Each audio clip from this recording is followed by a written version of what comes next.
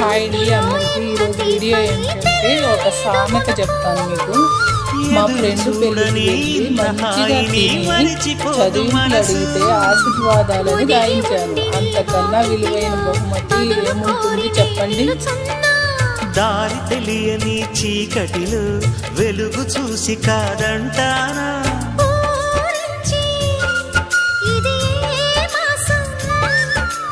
ప్రేమించే ప్రతి గుండెను అందెల సందడి చేసే హేమంతం ఇది, మన సొంతం అయినది.